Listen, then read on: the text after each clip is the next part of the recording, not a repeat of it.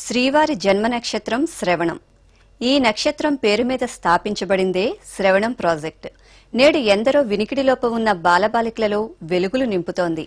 పుట్టిన బిడ్డ నుంచి 5 ఏళ్లలోపు వినికిడిలోపు ఉన్న పిల్లలను అక్కును చేర్చుకుని వారి జీవన గమనానికి దిశానిర్దేశం చేస్తోంది. శ్రవణం ప్రాజెక్టుపై శ్రీ వెంకటేశ్వర భక్తి ఛానల్ విశేష కథనం.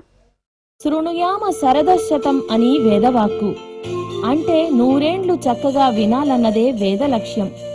అందుకే ముందుగా ప్రతి ఒక్కరూ వినడం నేర్చుకోవాలి. చక్కగా విన్నవారు జీవితంలో విజయవంతులవుతారు.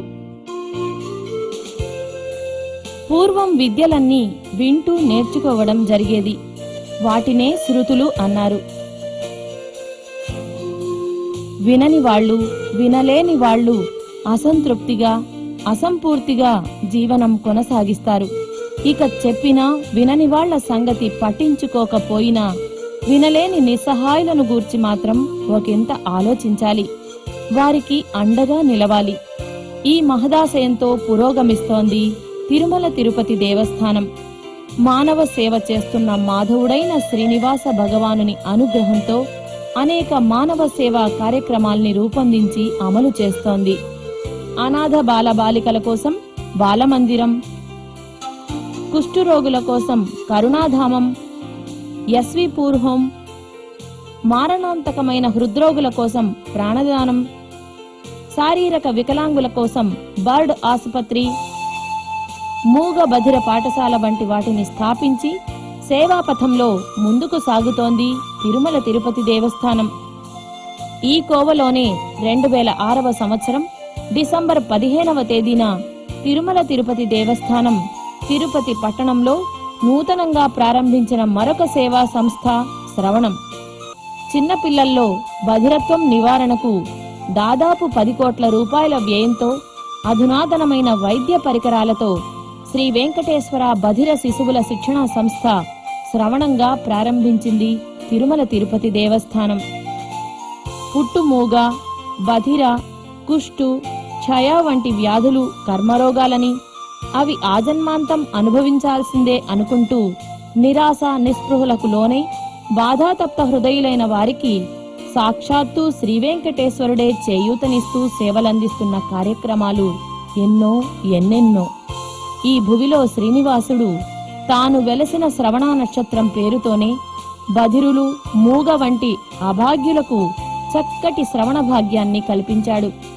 తిరుపతి పట్టణంలోని ఎస్వి బాలమందిర్ మార్గంలోని పాత మెటర్నిటీ ఆసుపత్రి భవనంలోకి మార్చబడింది శ్రవణం ప్రాజెక్టు సంస్థ. పుట్టిన 2వ రోజు నుంచి 5 సంవత్సరాల వయసు శిశువు వరకు ఇటువంటి శ్రవణలోపం, తద్వారా మూగతనం పోగొట్టుకోవడానికి వైద్య చికిత్స సహాయ సహకారాలను అందించడానికే తిరుమల తిరుపతి దేవస్థానం శ్రవణం ప్రాజెక్టును స్థాపించింది. దేశంలో 60 లక్షల మంది వినికిడి లోపం, మూగతనం కలిగిన వారు ఉండగా వారిలో 10 నుండి 15% చిన్నపిల్లలే అయి ఉండడం గమనించదగిన విషయం. అందువల్లే అలాంటి చిన్నపిల్లలకు సత్వర వైద్య చికిత్సలను అందజేసి వారిని చక్కగా వినేటట్లుగా, మాట్లాడేటట్లుగా చేసి వారి భవిష్యత్తును తీర్చిదిద్దాలని, తద్వారా వారి తల్లిదండ్రుల మనస్తాపాన్ని తొలగించాలన్న ధ్యేయంతో ఏర్పాటు చేయబడిన సంస్థ శ్రవణం. రాష్ట్రంలోని వివిధ ప్రాంతాల నుంచి వచ్చే పిల్లల తల్లిదండ్రులకు కూడా ప్రత్యేకమైన శిక్షణను ఇవ్వడంతో పాటు వారికి తిరుపతిలోని పురాతనమైన కోమలమ్మ సత్రంలోనే ఉచిత వసతి, భోజన సదుపాయాలను కూడా కల్పిస్తోంది తిరుమల తిరుపతి దేవస్థానం.